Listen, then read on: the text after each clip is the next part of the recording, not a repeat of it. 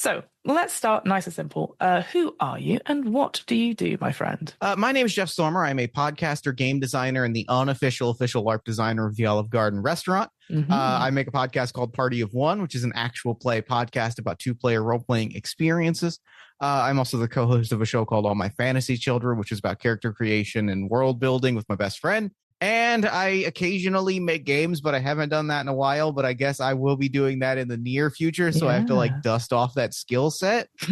And probably most importantly is that I host a once a year podcast about eggnog that I air every Christmas. So loads of different hats, loads of different roles, etc. How did you get into podcasting, if I may ask? Because again, I know you got several different podcasts and stuff like that. Did the podcasting come first, or was it the role-playing games that came first? I've been playing role-playing games since I was a child. The story is full on childhood magic. We found a copy of a role-playing game at a yard sale, and my three brothers and I all gathered around a table to try and figure out what the hell the thing was that we had just bought for $1. So I've been playing role-playing games since I was 8 years old. And what had happened was, what got me into podcasting was I started listening to both podcasts that friends had made, as well as I started listening to some very early actual plays. I started listening to a one shot when it launched in 2013, I think. So I'd been listening to a couple different podcasts, and a friend of mine was expanding his show he had planned on expanding his show into a network, and came to me and said, hey, Jeff, I know you listen to a lot of podcasts. I know we talk about things a lot. Do you have an idea for a podcast to add to this network? If you do, we can support it and help you bring it to life. And producer of the show, the other half of Party of One, the unseen hand without which the show would not exist and would not happen. Jen Frank, my partner, my wife, as we were talking about the idea, she kind of said to me well, we play a lot of two-player games together. Why don't you and you're listening to a lot of shows where people play games. Would you be interested in doing that? And then promptly the podcast network that it was going to be a part of imploded and never ended up coming to pass. So we just ended up with this idea that the two of us kind of sat on for a while.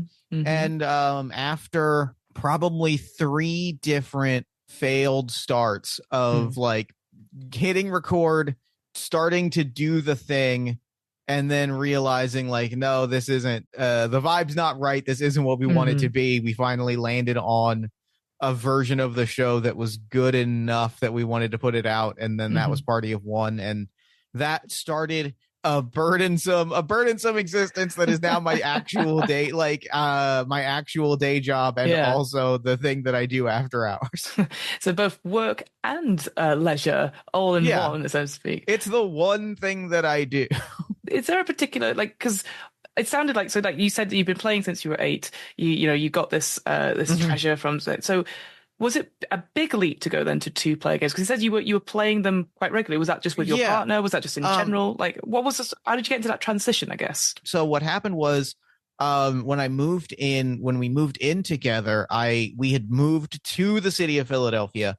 We both lived in New Jersey at the time where we both grew up. We then moved in together in Philly. And when that happened, we parted. I left. I was part of a longtime D&D group, and I left that group to it was no longer worth it to drive into New Jersey and pay tolls and have to drive home from work and then drive to my friend's house, play D&D, and then drive back across the bridge to Philly. So it was just it stopped being reasonable, and I was really sad to lose that creative outlet and that sort of communal outlet. Games are such a shared emotional communal experience. To lose that, I was really kind of bummed, and I was I like playing games, I like telling stories, I like doing this thing. I'm really sad that we've lost it. And that when then in the other way in which the show would not exist without Jen's contribution, she said to me well, why don't you find some games for us to play together? And that kind of started me on the road of looking into games that either could be played or were designed to be played with 2 people. And so that was sort of the other half of when my friend came to me and was we're starting a podcast network, what are your pitches? We both kind of we're well, this is a thing that we already do. We already Yes. spend a lot of time like looking into this for the two of us. Yeah. And it's a thing that I say this, and I think this is a thing. This is a point that I make a lot, which is I think this is a position to take that I think I see a lot of creative people talk about with a degree of shame. And I will say on mic, I think this is in no way like a thing that you should to think about work in this context is not at all a thing to not be proud of, is to look around and say, nobody is doing like, no, like this is a gap in the landscape around us. No one is doing this thing. I'm going to do this thing. And like I'm gonna try and make the thing that no one like. And so like we looked around and was like, nobody's really doing a show. Like podcasting, you know, there was a real boom in like people making AP around 2014, 2015. I guess I've learned afterwards around this time that some voice actors also launched an actual play. I haven't checked it out. I'm sure it's great. I've not really heard from them since, you know. Yeah, I don't know. I'm sure they're enjoying whatever they're doing. I'm sure, you know, yeah, so they do them, you know. Best of luck to them in their endeavor. So like there was a real boom in like people making shows kind of in that post, like the sort of 4-punch combination of One Shot, Friends at the Table, Critical Role, and Adventure Zone all kind of hit within like 6 months of each other. And so like there was a real boom of people making a thing, and we kind of looked around and was like, nobody's doing this with 2-player games. Like we could make this like this could be an angle for us to make a thing that we could get attention on, because no one is really doing this one approach. Again, when I first started out with WAIR, well after your time in sort of like 2018, I was going through, and for me there was such a sea of D&D podcasts. Sure. And obviously, multiple tables, you know, 5-6 players, presumably from that sort of big initial push from Critical Role and other actual players. So to find then, obviously yourself and your podcast are 2-player ones, it totally makes sense, because so often in our lives when we're playing actual games and you're like, okay, we've got 5 people and we had the big bad of scheduling. If someone goes, I can't make it last minute. Yeah. And then the instant reaction is always be like, oh, we can't play this week, even though we've got 3 players. We've got 3 players or 4 players or just the 2 of us. Like we can still do the thing. Like, yeah, I hope nowadays people are more willing to try new systems, even if they can't continue the system that they've been playing. I think so. I think there's been a sea change, which has been interesting to like watch, right? Like, you know, you and I have both been around for a very long time, and like, to watch those sea changes happen has been really kind of fascinating. Yeah, and then to go down to 2 players, so that, again, like your sort of USP with Party of One, like I think some people would find that intimidating both as a player and as a GM. So might again, that sort of thing where, we'll just, I don't know, we'll play Magic instead, or we'll play a video game. So I think it's just so great to have a resource out there. And I know on your website you have an incredible resource of like a list of 2-player games you can buy on itch, and also every single 2-player game that you've played of it. But then again, the thing I was going to say was that I noticed that obviously not all the games you run on Party of One is solely 2-player games. Sure. I saw Brindlewood Bay and stuff like that. So I again, more for kudos to you. I mean, it seems obvious, but I like the fact that because a game isn't necessarily 2 players doesn't mean you can't play it as 2 players. And I guess for you, what comes first? Is it looking for a 2-player game, or seeing a system go, that's great, I can make it a 2-player game? I'm going to give you 3 answers to that question. I'm all for that. Because like the truth is that there are different answers that have like, because the show has been on for so long, like there are different answers to that question depending on like where we are in the show's history. Of course. Like for a long time, especially when we started, there just weren't that many games out there that were really designed for 2 players. And so for a long time, it was the default was me looking at games that were not designed for that and going like, okay, how do I rip pieces out of the card to make it run with 2 people? And then like over time, it sort of, like you were saying, like it sort of took on that stance of, okay, I've developed this skill where I can look at a game and go like, I can see if this will work and how this will work. Now that I've done it enough, starting to look at systems and go, oh, this is a game that excites me, and this is a thing that I want to spotlight, and I'm gonna like find someone to play it and like spotlight it on the show. And interestingly, in the last, I'd say like 2 years or so, that perspective has changed even further. of, I think, like, increasingly it's come to a point where it starts with, here's the guest and the person that I want to like hang out with for an hour. What's the vibe that like we want to cultivate over the course of this conversation? Oh, interesting. Yeah. And how do we find a game that is going to let us like play in that space or like engage this subject matter? Like, and that's kind of, I think, the broader growth of the show a little bit, of like visualizing the show a little bit less as a fiction performance and a little bit more of like an interview by way of actual play, is kind of envisioning it more in terms of like, what do we want to talk about, right? Like, where do we want the conversation to go, and how do we find a game that will give us a framework to kind of like play in this shared imagination or shared interest space? Yeah. And that's kind of like nowadays, like that's really more of the approach for the show, is whether it's a game that is designed for two people, increasingly, kind of fascinatingly, whether it is a solo game that I am now hacking to not to, for the first time in the show's history, I'm hacking games to add players to it, being like, this is designed for one person, now it's for two. Or it's like a game designed for two. It's really about like, what do we want to talk about? What do we want to like, what gameplay stuff do we want to like mess with? And how do we find a game that lets us do that? I really love that. Yeah, it totally makes sense. That's sort of the evolution as you've gone through, and having that conversation almost like, session zero. So like, what kind of themes, what kind of stuff like that, and presumably again, because you've done this for so long, you must know games instantly. Go, oh, these games will be good. Oh, they're on my docket, but and this will fit. I keep an ongoing spreadsheet. If I just see a game and I'm like, that's sick, I want to like put that somewhere. Or if a friend announces. My friend Aaron just announced a game, and he put it out and was like, this is for 30 sickos. This is not a game for like mass release. And I looked at it and said to him, unfortunately, I am one of your 30 sickos. I am one of those. I'll take a spot.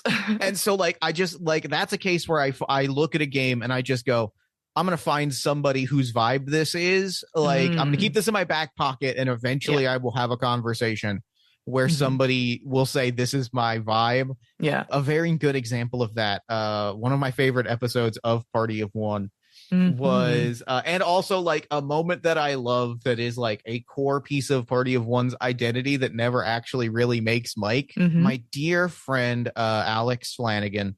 I know that he loves two things in the world, and that is the films and iconography of David Lynch, and the 2019 film Cats, directed by Tom Hooper. Incredible. Yes.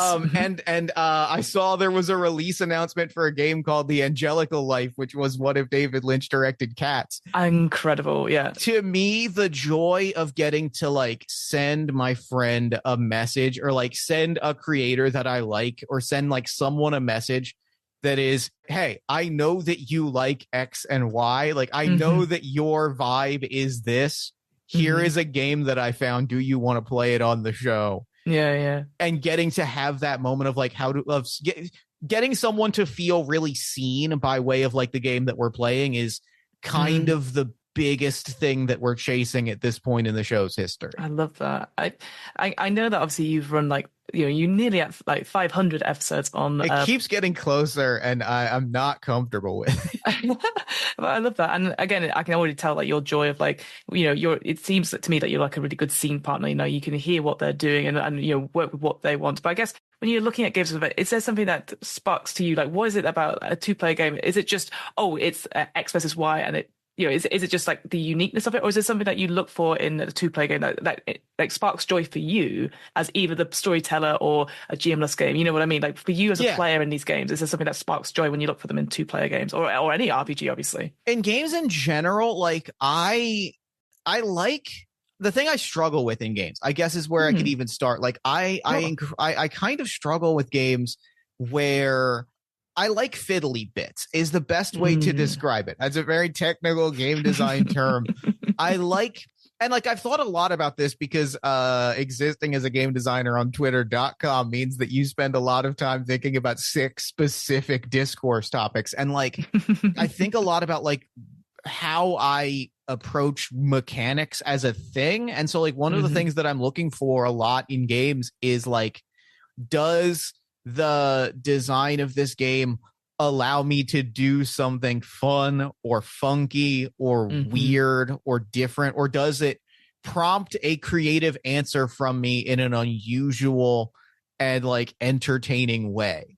So like whether that is like combat mechanics that are really fresh and like really kind of like fast paced that kind of like ratchet that pressure up, or it's another game that I love, which is Broken, which is a 2-player game about like a failing relationship. Oh, amazing. Which the mechanic is that you assign scenes to objects that you have gathered before play. Each player brings like 5 real world objects, and you like play out a scene between 2 people who are like going through a breakup about like, this is a memory of our relationship that is tied to like a ceramic apple. And then at the end of the scene, you smash that ceramic apple for real in front of you. Oh, I love that. And so like stuff like that, where it's like prompting the creative process in a way that is unexpected. I think there's like 1,000 million ways to do that. But like, I'm looking for something that will like that. And then something that like sets me up for a fun, creative imagination space, right? Like if I'm playing for the show, like if I'm like, I know my player loves sports, I'm looking for games that like involve sports in a fun way. What I loved about that description of Broken thing, I've not heard of that one. That sounds amazing. I love anything for me. I love a good prop. I love a good prop. I love a good prop. It's one of those things where unfortunately I'm still I'm still doing online stuff, and it's obviously it works for me. But God, I've got so many tarot card decks. We also work specifically in audio, which makes props difficult. It makes it incredibly difficult. But yeah, the amount of times I've had like tarot cards or stuff to give to the players, and being able to play in person, like I played Good Society and had cards to give people, and they get to write letters, and it's such a different thing to be there and physically that tactile thing. Like I know some people like, as with all things with role-playing games, you don't have to have these things to enjoy the experience, but there is just something delicious about, like you said, like having something in your hand, describing what it is, and then just destroying it. I'm like, oh, that's such an immersive sort of almost theatrical moment between these two people. So yeah, I was just going to say like, I love stuff like that. And as you said, that idea of mechanics, because I too, like I really love the mechanics, and I've a little bit now, am I looking towards settings a little bit? If there's a decent sort of system underneath, but it doesn't excite me, as long as the setting is, I want to play in this, I want to create a story. You're so right. Like and I think it's like, it's fun and cool that like there's multiple that like I can get drawn into a game like in a lot of different ways, where I'm like, the setting or the setting or the imagination space that this is describing to me is so fun that like I want to get someone, and I want to like play around in this. For me, it's all toys, right? Like it's toys in a toy box, and like I want to know that there's at least one toy in this toy box that I'm really excited to like bring in front of a friend and go like, look how cool this is. Do you want to play with this toy for an hour? Do you have any advice then I appreciate you've had hundreds and hundreds of guests on Party of One. Do you have any advice for somebody who is going to be a player in a 2-player game? Obviously, I saw, again, talking about discourse, I saw there was that thing on Twitter that somebody said about like, there's so much about like how to GM big games, small games, etc. But actually, as a player, do you have any like advice for people who are about to embark on a possibly quite intimate session with yourself or on Party of One? I've realized that I really, really do. And like, there's a very specific thing that like I think really makes, whether I am playing a 2-player game like on mic or not, I find that the best experiences that I have there are 2 specific differentiating things between them. One is like really leaning into that, like, and it's a word that is charged with particular connotations, but like the intimacy of that moment, like the intimacy of this like leaning into the intimacy of this conversation, and like being open to being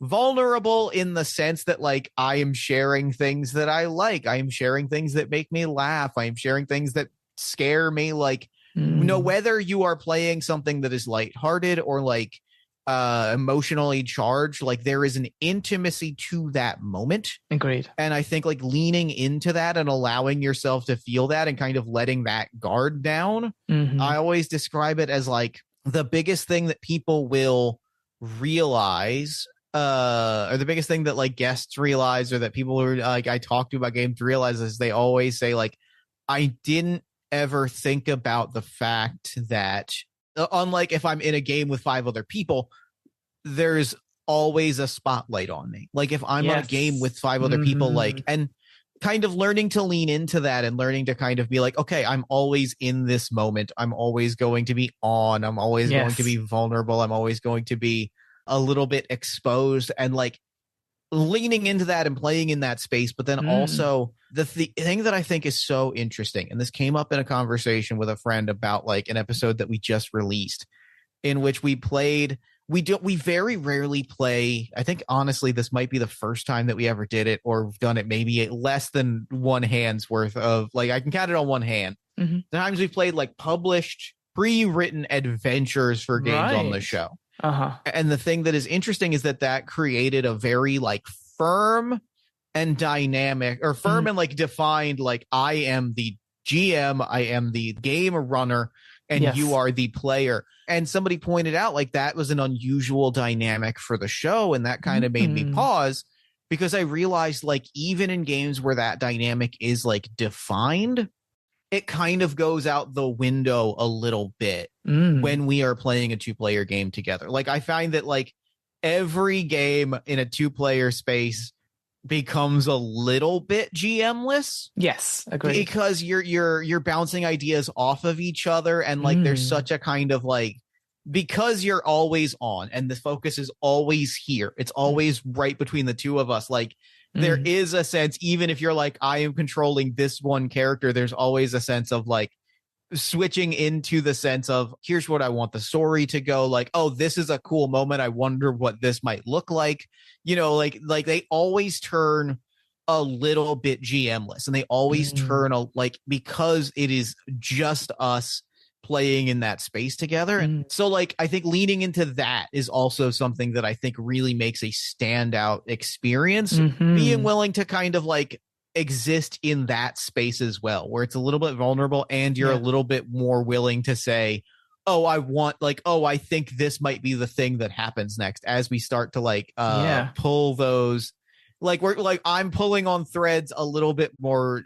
freely, that those defined roles tend to fall away, and being comfortable like allowing those roles to fall away a little bit. Yeah, I hadn't actually considered that. Yeah, because I'm thinking back to, again, all the, because I haven't played, sorry, I haven't run too many two-player games, but I do agree, like those roles fall away, and it feels more improvised, the story. Like again, I know you're an absolutely masterful GM, but then I have run quite a lot of pre-written scenarios, and so I have a bit more of a grasp on, like, vaguely know what the players do. But actually, in two-player scenarios, you have no idea how someone's going to react, and then it's just that sort of that batting back and forth again, that sort of improv thing of like, I bring a brick, you bring a brick, we'll build the cathedral together.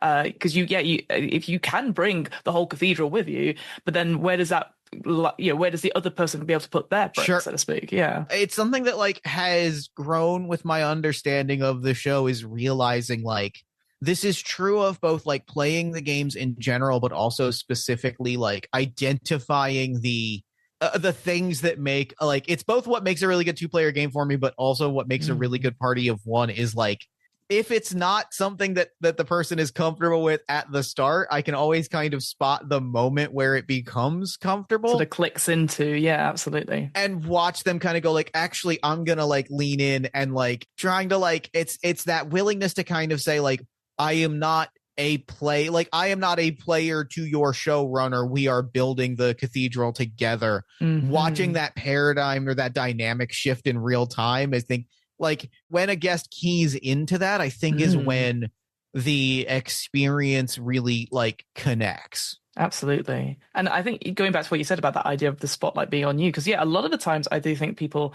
haven't, either you have like the groups of 5 or 6, and so you have that time not to think and listen to other people, but also maybe not, maybe you're distracted by something.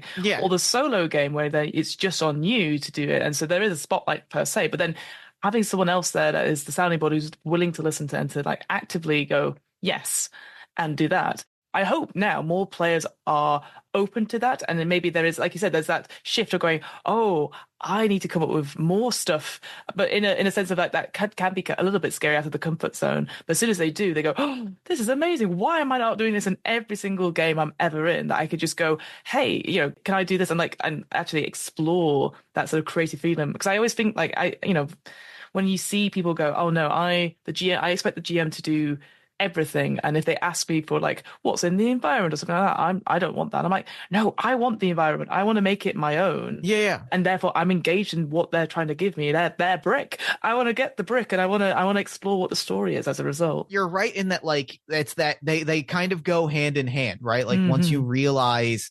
that you are one of two people kind of like feeding the story, I think there's a very kind of empowering moment of realizing, okay, then that means that I've got to, like, I am doing this. And I guess like the way that I would describe sort of the meeting point of the two is self-indulgence. It's self-indulgence, and it's indulgent for the person across the table. To me, that's where the real magic comes from, is like, if we think about role-playing games as like we are having a shared imaginative experience with the X number of people in the room, with just two people, you are doing something for the enjoyment of yourself and one other person. And so like indulging in that in every sense, in the sense that, like, you know, that's kind of the core of the vulnerability of it. That's kind of, for me, the core of the taking ownership of it and sort of like steering the ship together. Like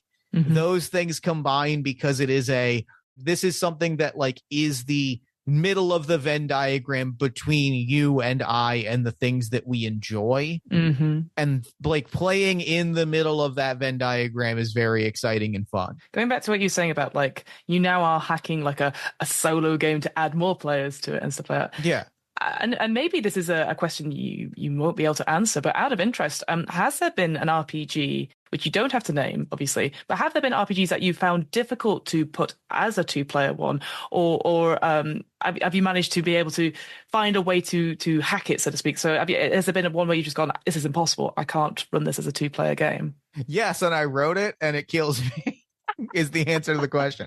Amazing. Mission Accomplished, the salute in the title, is the first game that I brought to Kickstarter back in 2018.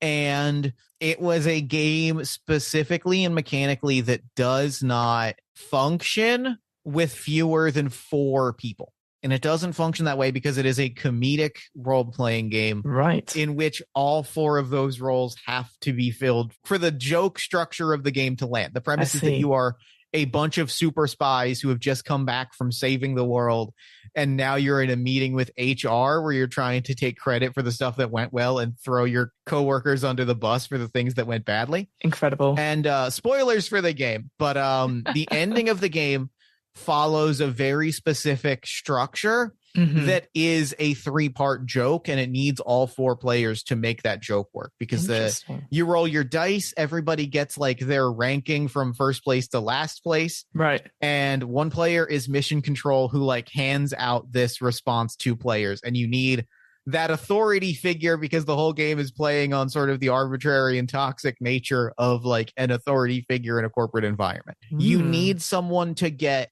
last place, because you need somebody to be like, well, you got 3rd place, which means that you're getting shot in the back of the head or like shipped off to the North Pole or something like that. Like, you need a terrible thing to happen to the player that loses. Right. You need a player to get 2nd place so that they can get the actual win condition of the game and get the corner office promotion with the company credit card in the car.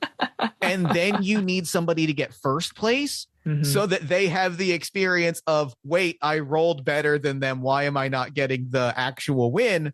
So that they can be told that they actually did too well, and they're being sent off to like a military black site to be broken down and rebuilt into like a horrifying imperialist super soldier.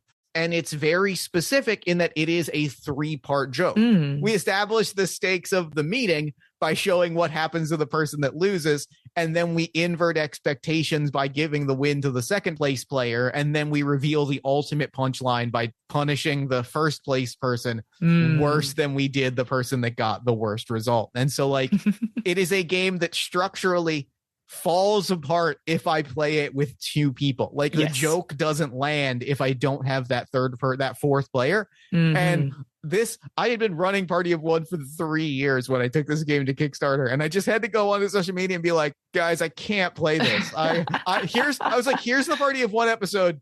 It's got 4 people on it. Yes, it has to. It's not a party of 1 episode. Just bear with me and back the Kickstarter. I'm sorry. Because I can imagine in a game like that, where it is like almost one-upping, like trying to muster your way in, it makes sense that you'd have to have more people, and like you said, for that comedic stuff. So then my sort of follow-on question from that then is that, do you find when you're doing your sessions, do they tend to be less comedic, or do they seem to have a whole range of like tones, etc.? Do you know what I mean? Like, I know exactly what you mean. We tend to have some very funny episodes, and oftentimes the specific way that shakes out, not to get completely like academic.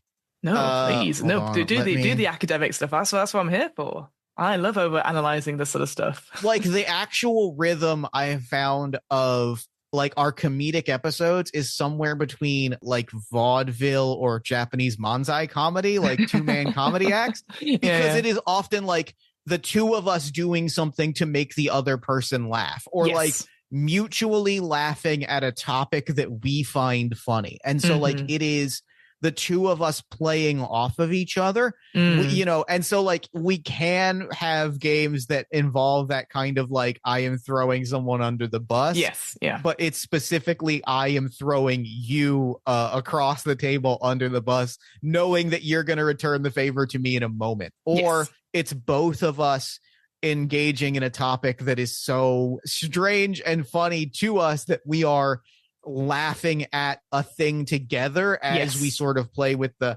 a good example of that that I have to shout out because it is my favorite title of a party of 1 episode out of the 418 that are currently out there, is episode 311, and I have this memorized for some reason. Episode 311, the title of that episode is the My Little Pony role-playing game that Alex Brumman found in his house when he moved in. Amazing. I'm in. Which is fully a true story, and that was the game. Like, was my dear friend Alex moved into a new house with his wife, and when they moved in and he was cleaning, he found a printed out copy of a My Little Pony role-playing game that the previous owner of the house had printed out and just forgotten to throw away, or like didn't take with them when they moved. So like finding the VHS tape from The Ring, it's finding a printed out tabletop role-playing game. I love it. And going, and like, when I went to his housewarming party, he pulls me aside and he's like, I need to show you something. I need to show you something. And he takes me to his attic and he shows this out and he goes, "It's terrifying." I was like, you go to the attic? I'm about to get murdered. Yeah. And sure enough, he shows me a cursed object and he's like, I found this. I found somebody's printed out like homemade role-playing game. And I was like, amazing. This is the weirdest and coolest thing that I've ever experienced.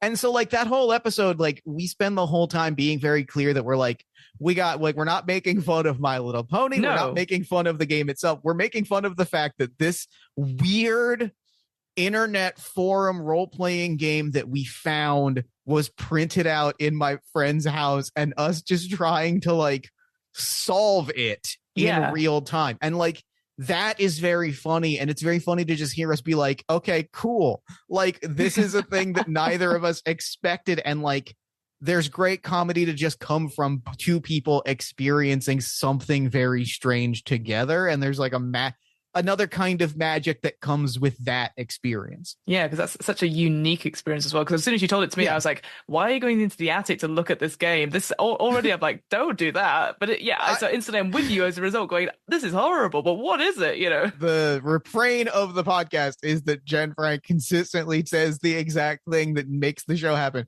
She's standing in the room with me and Alex, and we're all 3 of us looking at this sheet of paper, and she just goes, so you're playing this on the podcast, right? She's like, so we're making an episode of this game, right? And I'm like, we like, as a journalist, I can't, no one will ever be able to say that this is a thing that happened to them again. Yes. If I don't capture it in some sort of medium. Yeah. If I don't preserve this moment in some way, it will be lost and it will never occur again in history. Well, speaking of, hopefully not a role-playing game you found, but role-playing games that you've worked on, I wondered if we could talk a little bit about Canon Eyes, if that's okay. Of course. So, for those people who don't know, what is Canon Eyes, and how does it stand out from other tabletop RPGs that are out there? Canon Eyes is a game that I have worked on for the last 5 years, on and off. It is a role-playing game about super-powered archaeologists uncovering the secret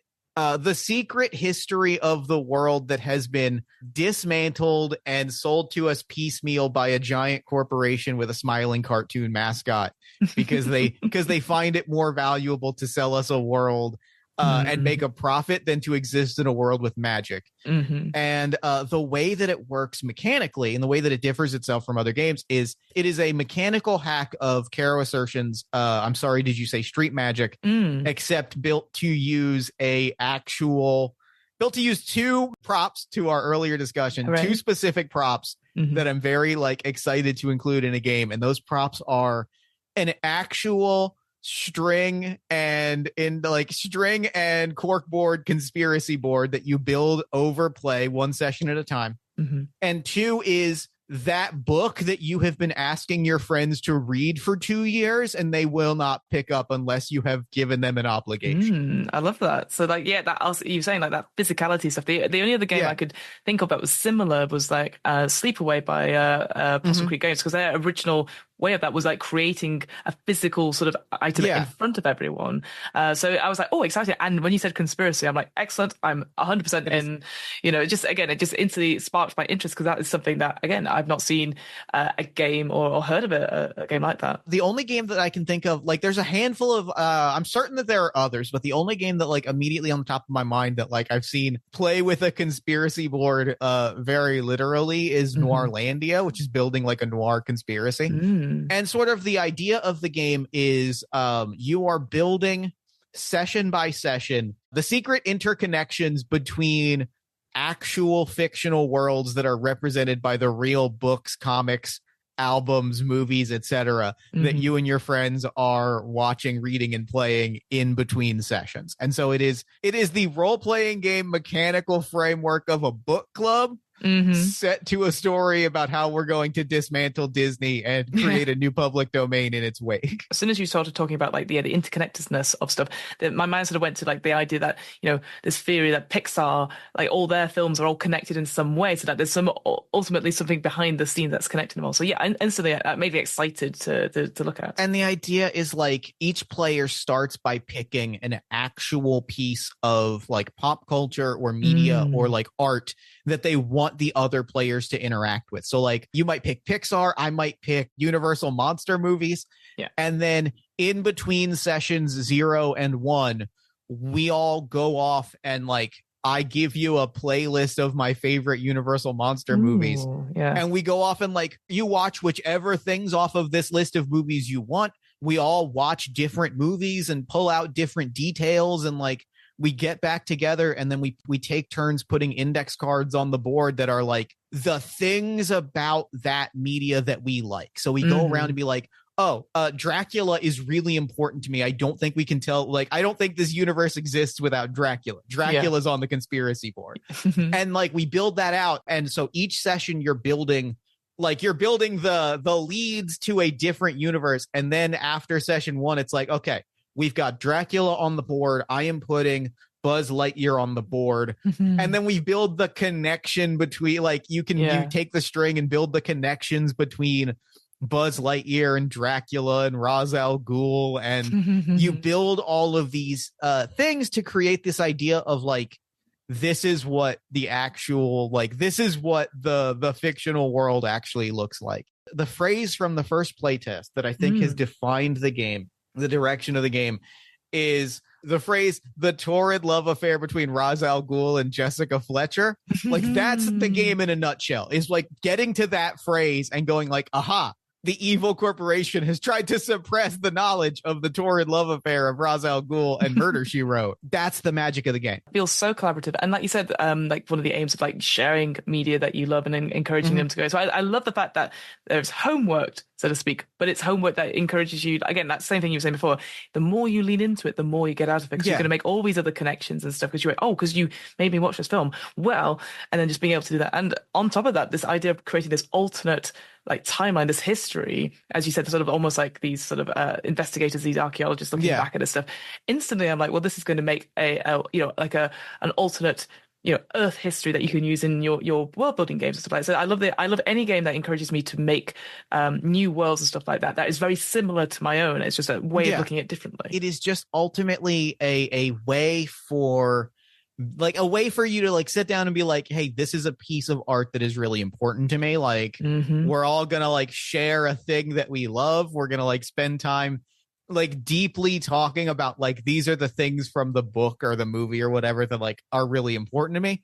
And then we're gonna make up weird head canons and fan fictions, and then the end of every session of play is like talking about how you, using the knowledge that you have come to understand about the world at large, can use it to like dismantle the corporation that is hoarding all of the secret magic of the world, and like being like, okay, cool, we know the secret of space Dracula. How do we use that to undercut the corporation and like free the world to be the place that it's supposed to be? Again, it's almost like you had to be there moments, because it's the sort of thing that you said you do many sessions of this, and then you probably playing another game and something will be said like, oh, it's just like that movie, and then you have that connection with those other people. So not only is it collaborative and creating that story, but just being able to, like you said, create those connections with your friends and get them to just it is so collaborative in that sort of sense, and getting the different points of view and stuff. And it doesn't matter how wild it goes, because it's more of a exactly, it must be that secret relationship that we have to tell everyone about, because otherwise we'll be controlled by the like you said, the big corporation as a result. It is the culmination of a lot of things. The game itself, one of the reasons with that it is been in development for so long, and I put this like in the intro of the book, is that like I worked on it. I made like a great deal of progress on it under like a different name, and specifically as a much more deliberate homage to a particular piece of media, a particular comic book that like meant the world to me and that was really like genuinely important to me. And then it came out that the person that wrote that comic book was like a horrific abuser that had hurt a lot of people. And so like I just threw the game away. I was like, this thing that I had written as a tribute to a piece of art that meant something to me has been tainted because of the actions of the people. And then like 2 years later, I sat down with it, and like I had this moment that I think is the actual kind of heart of the game, of like reading through it and going like, no, I'm going to take this framework. I'm going to take these fictional like narratives. I'm going to take I'm going to take this thing that meant something to me, and I'm going to find like the feeling that it gave me. Yeah. And I'm going to create something new that stands apart from the work that has been taken from me. And like that experience of being able to like celebrate the art that you love and being able to kind of reclaim the things that you love and share them with people in your life in like a different kind of way ultimately became very important to the work itself. And like it's a very emotional thing for me. And so like it is a game that has taken many years to come out, in part because like I had to come back around to a place where I could release the game and where like I could put the game out into the world. Yeah, because again, we're in such a interesting time right now where various people are being cancelled and various people are, as you said, come out as being incredibly problematic. And then there's always discussion about like, do we support their work still, all that sort of thing. And so I can only imagine that sort of thing, that you created something that gave you so much joy, and then to discover the source of it, that it was just like, no. So I appreciate you coming back round to it and being like, no, I can make something of it. And that idea of reclaiming stuff and making your own in spite of that, I think is just it's powerful for anyone that's doing game design. And really like I think there's a power in like letting go of the work itself, but holding on to like the impact. Like it's that needling that thread of like, I appreciate what this work gave me. I appreciate what it made me think about. Like I appreciate the ways in which it helped me grow and like what I took from it. I don't need the actual work itself, and I'm going to build something even bigger that like I'm going to create the thing that made me feel this way for someone else if this thing no longer occupies the same place in my life. Yeah, I think we all need stuff like that to be like give like to just empower somebody else, and so yeah. Then my sort of two follow-up questions for that then, and I appreciate as someone who's created lots of games as well. This could be quite two tricky questions, but don't worry, not Sure. too Yeah, hard. yeah. So when it comes to game design, is there a part of it or a particular obstacle where you're like, oh God, this is like the worst part for you as game designing? In any of your games that you've done in the past, is there something that you always go? Oh, shit, I've got to do this bit now. You know what it is, genuinely? The Hmm. part that I don't, the part that is the most exhausting for me Yeah. is writing down like this is the sort of almost flippant example of this, but I think it like serves a really like it speaks to a larger subset. Writing the this is a what a role playing game section of the book. For me, it's the defining the like very mechanical baseline or like the common Hmm. text that the game needs to exist as an informational source. Like there are Yes. things you need to explain. In order to get onto that game, yeah. Yeah, to get to the cool weird stuff, I need to explain to you that you're going to roll a dice and that like a higher result on the dice is good. Yeah. That's the part that kills me. Yeah. Like writing the like explanation for the very basic parts. Hmm. Like, and it's not even so much like thinking about them, right? Like you get like it's coming to a game and going like, I understand like this is where I'm starting. This is what I'm adding to the gameplay experience. Hmm. And then going, but I still need to explain steps 1 to 3 so that I can show Hmm. you the cool thing that I'm doing at step 4. That's the part that drags. Especially as someone who's ran well over like 150 different Mhm. systems. So you're like, well, I know what a role playing game system is, and then just to sit down. Yeah, I can only imagine just going, oh God, it's this, but it's so much more. And trying to Yeah, condense that down into a paragraph or two is just so difficult. that's the part. And like, it's tedious, is how I would describe it. Like the sense of sitting down to be like, okay, and then at this moment you will do X and like, or Yeah. this is a game. To play this game, you need these materials. Like Yep. explaining those basics is both so absolutely important and Hmm. absolutely exhausting for me. Yeah. Like that's where things drag. Definitely, like, yeah, to us now as seasoned game masters, it sort of should be second nature, but then you're like, oh, Yeah. words. So then the flip side of that question then, for you, what is the best part about game design? Is there something that you go, I can't wait for this part, or like something you really enjoy doing when you're a part of the process? So genuinely and truly, and I think this is an area where like my actual like my day job and my professional background have warped my brain forever. But also I think the fact that like I identify as a podcaster and like Mm. artist in that space before I am a game designer. Hmm. I get really excited thinking about like the marketing promotion and like making gameplay related stuff with the Hmm. games that I make. Hmm. Like as I'm working on like this came up with Canonized where I was like, as I'm working on it, one of the things that motivates me is I'm like, oh, but it would be so cool to do like a 6 episode series where I got 5 of my friends together and like Yes. we brought things and like being like, but the actual recording process of that, it's going to be so weird and fascinating because we're going to Mm. have to like space and like that to me or being like, oh, and I think this game's going to be like being able to talk about this game in this specific way and like Hmm. show it to thinking about like oh, I bet like this audience, like thinking about like, oh, I bet this audience is really going to be excited about this. Like people who love this movie are going to be like so stoked about it. And like Mm. thinking about like the marketing pieces because I work in marketing. I've worked in marketing Mm. for the last like 15 years. Hmm. And so like and I like my job. So like Oh, that's good. Yeah. well yeah, and I like my job. Like there's points where that has not been the case, which is why Sure. Mission Accomplished exists. But like liking like I like the field of marketing, even if at times I don't like the specific jobs I have worked. Like Hmm. so Yeah. like thinking about the marketing and the promotion and like who I want to like show this game to and how I want to use the game to make podcasts and streams and things like that to me Hmm. is the part of the gameplay experience that like almost unexpectedly or inexplicably sometimes like pushes me towards the finish line because I get excited Right. about being able to use the game as a finished thing and being able to have the game Mm. out in the world so that I can break it out for other gameplay art experiences. I love that because yeah, a lot of times, like I know sometimes, I mean, I'm sure you're the same as me. Like sometimes we have to be our own hype person when it comes to Hmm. like we have to Oh, post on all sure. the different social medias and stuff like that.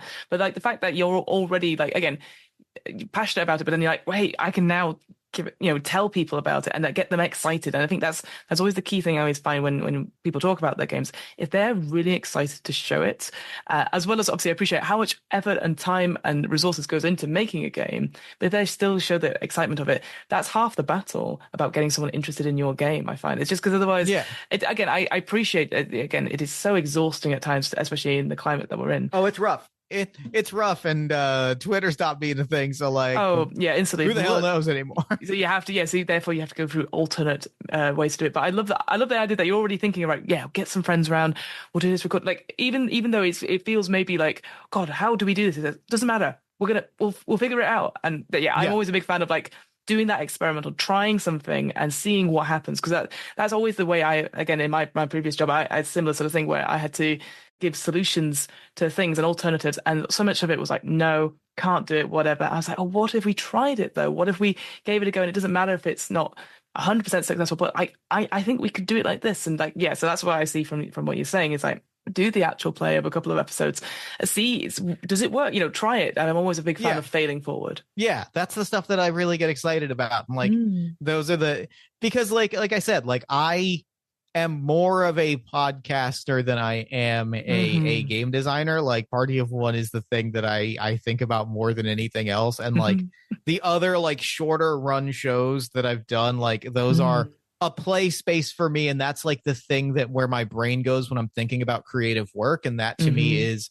so like thinking about that work in the context of game design is often the thing. It's often like how I'm approaching game design when I'm thinking about it is like, how does this connect to the other work that I'm doing? Well, Jeff, we've run out of time. I know we could talk about this we could keep going. We could go going.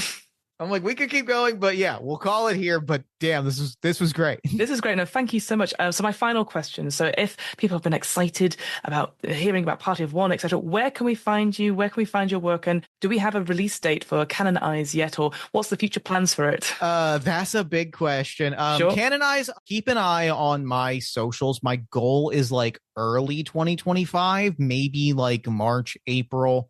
No, I'm going to take it to crowdfunding. I know I'm probably going to kickstart the game.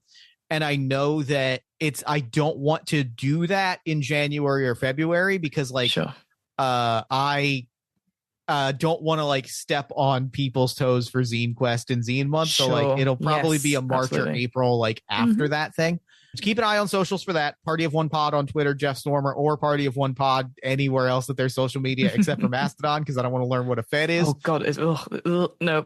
Otherwise, once it's been reconstructed, jeffstormer.com, partyofonepodcast.com for the podcast. And if you want to listen to like extra stuff that I make, patreon.com/jeffstormer has like bonus shows.